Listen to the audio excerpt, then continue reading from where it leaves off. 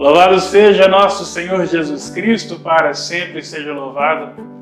Meus queridos, o Apocalipse, capítulos 21 e 22, fala de uma realidade em que apresenta a igreja como esposa de Jesus, esposa do Cordeiro.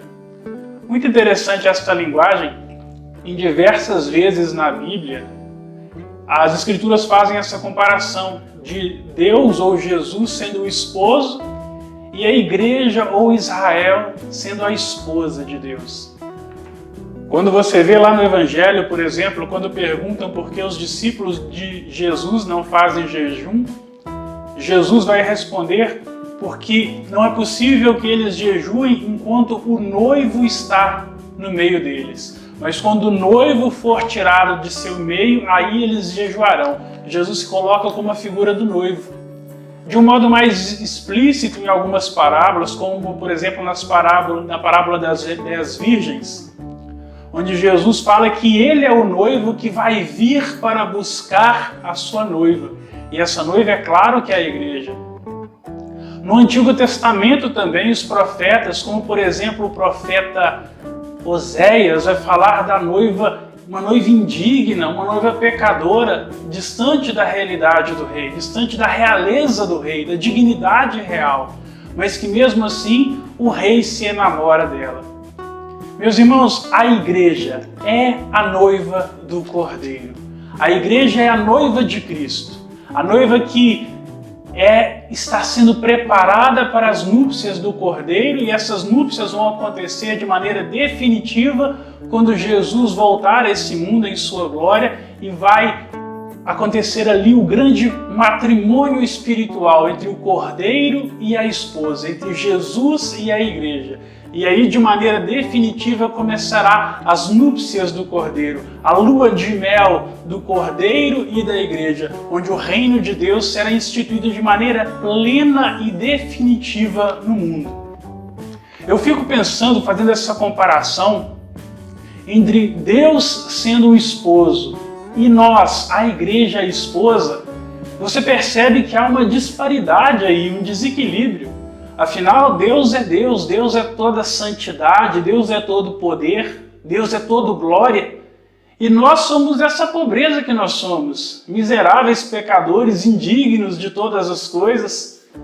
Fico imaginando, meus queridos, como se um grande rei, um grande príncipe talvez, se apaixonasse por uma plebeia talvez indigna, pobre, talvez até com roupas sujas, com roupas indignas de realeza, mas o rei olha para aquela menina, olha para aquela moça e ele fica enamorado dela, fica apaixonado.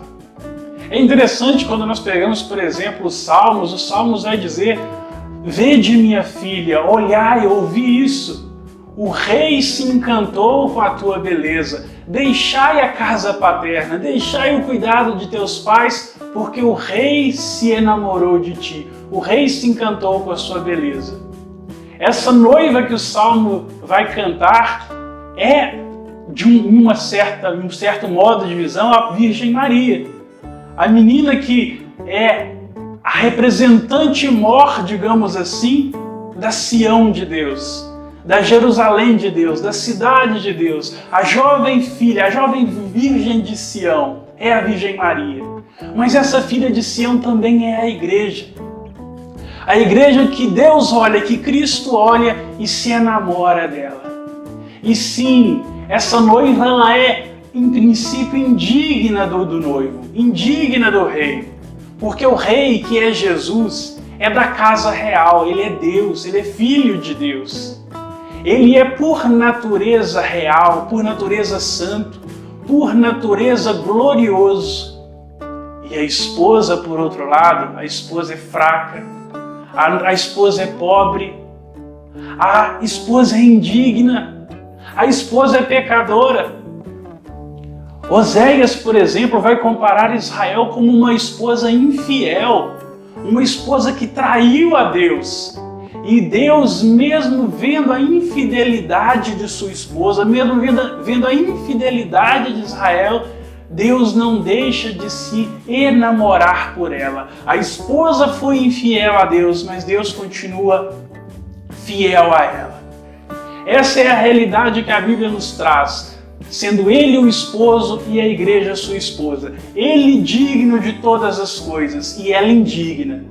Mas que beleza!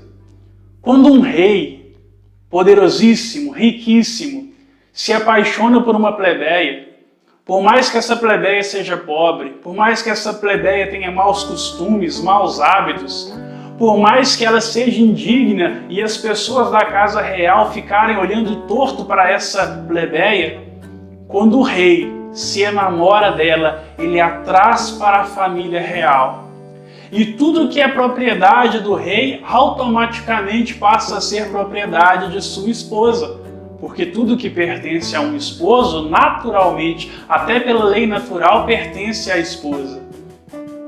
Trazendo isso para o mundo espiritual, da mesma forma, Cristo, ele que é por natureza santo e glorioso, e a igreja, que é por natureza pecadora e miserável, ele reveste a sua esposa da sua santidade, reveste a sua esposa de sua glória, para que tudo que ele é por natureza, ela seja por graça. Ele é santo por natureza, ela por natureza é pecadora, mas por graça ele a santifica.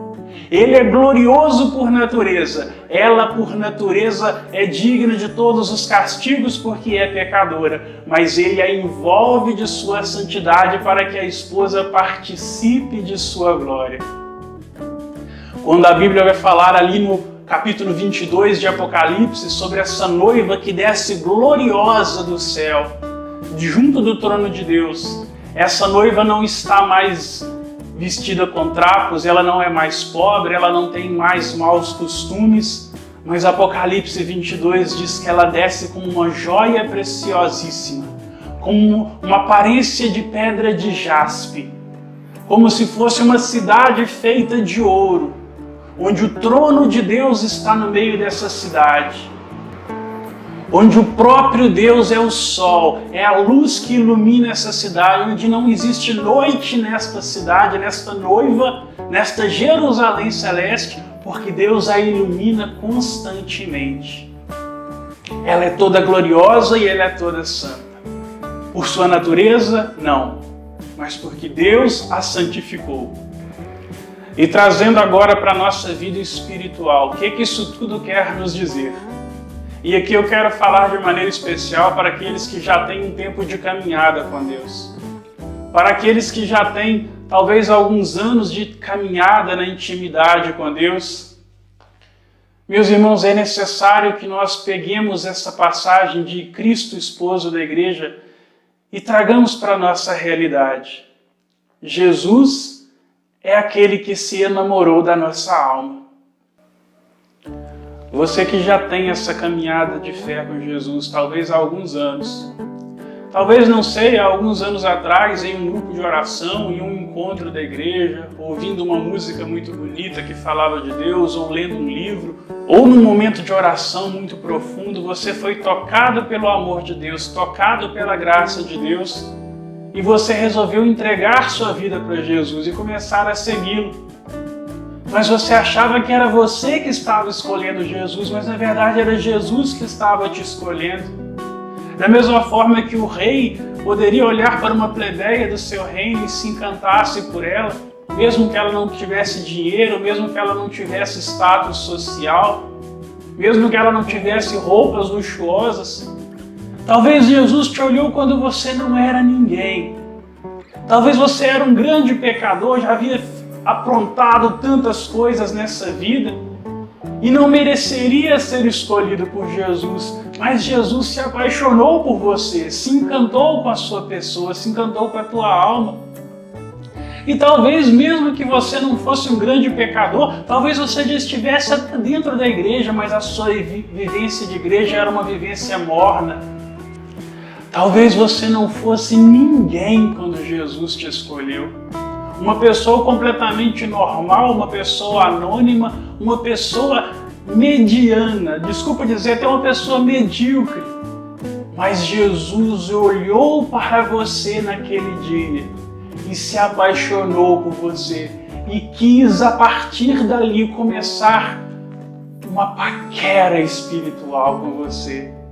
E ele armou ali uma cilada, entre aspas, para te conquistar. Ele preparou aquele encontro de igreja maravilhoso, aquela, sei lá, talvez aquela música, aquele livro que arrebatou a sua alma e você se apaixonou por ele também. E talvez no seu coração vinha aquele sentimento de indignidade, mas eu, um plebeu, uma plebeia, o rei vai se apaixonar por mim. Quem sou eu para que o rei se enamore de mim? Mas o rei chegou perto de você, olhou nos seus olhos e falou: é você que eu quero. É o teu coração que eu quero e não outro. E a partir dali você começou uma história de caminhada com Jesus. E talvez já faça vários anos que essa história esteja acontecendo. E talvez ao longo desse período você tenha sido infiel a Jesus por muitas vezes. Mas Jesus não foi infiel a você. Ele sempre te esperou de braços abertos, não é verdade? Mesmo com os teus pecados, mesmo com as tuas limitações, com as tuas fraquezas. Ele nunca desistiu de você. E como diz o Salmo, o salmista se pergunta: Senhor, que é o homem para que tu te importes com ele? Quem era eu? Quem era você para que Jesus se importasse conosco? Mas Ele sempre cercou a nossa vida de carinho e proteção. Cercou com muito cuidado, como um esposo protege sua esposa entre seus braços. Ele protegeu a sua alma. E eu quero dizer para você, meu querido, minha querida, hoje talvez você seja uma noiva desmanzelada, uma noiva suja, uma noiva infiel, uma noiva ainda cheia de pecados. Mas eu quero dizer para você, se você perseverar nesta história de amor com Jesus, se você não desistir, Ele não desistirá de você. E assim como aquela noiva infiel do Antigo Testamento se transformou na noiva esplendorosa e gloriosa do livro de Apocalipse, um dia Deus vai também santificar a tua alma. Deus tornará a tua alma uma esposa digna dele próprio. Ele vai ornar a sua alma com os méritos dele mesmo, os méritos que ele conquistou na cruz. Os méritos infinitos que Ele conquistou na cruz, Ele dará à tua alma. Por isso não desista. Não desista de lutar pela santidade. Não desista de caminhar com Jesus. Não pare nas tuas fraquezas. Não pare nas tuas limitações. Veja que se nós formos pegar um casamento humano, o casamento é isso. Muitas vezes é você suportar o defeito do seu esposo, da sua esposa. Muitas vezes é suportar as fraquezas dele e dela, perdoar várias vezes. Muitas vezes é engolir sapos para que o casamento não esmoreça, para que o casamento não termine. Da mesma forma, Jesus, esposo da nossa alma, sempre nos perdoa, sempre nos compreende, nunca nos rejeita, mas Ele está ali sempre de braços abertos, para que o amor dele vá nos transformando. E que bonito, marido e mulher, quando tem esse vínculo de união profunda, eles se tornam os melhores amigos um do outro. Também quando nós vamos caminhando com Jesus, Ele vai se tornando o nosso melhor amigo. Nós vamos participando da intimidade de Jesus. Nós vamos conhecendo os mistérios profundos do coração de Jesus. Por mais que nós olhemos para nós e vejamos a nossa miséria, não olhemos para nós, olhemos para Ele, olhemos para o coração misericordioso dEle que não desiste de nós, não desiste. Ele é o nosso grande amigo, Ele é o esposo da nossa alma. E se nós perseverarmos até o final, o amor dEle vai vencer na nossa vida. Rendamos o nosso coração à misericórdia do Rei. Por mais que sejamos pecadores, Ele é santo por nós. Por mais que nós sejamos infiéis, Ele é fiel por nós. Ele nos santificará. Um dia, meus irmãos, nós no céu seremos gloriosos como Ele, talvez não por nosso merecimento, mas pela misericórdia dEle. Ele vai santificar a nossa alma, mesmo que tenhamos que passar pelo purgatório para nos purificarmos mais, mesmo que tenhamos ainda que lutar pela santidade, nos livrar de pecados que estão ainda agarrados na nossa natureza, por mais que tenhamos que trabalhar muito ainda para a nossa santidade. Mas não desistamos, Ele é fiel, Ele não desiste de nós.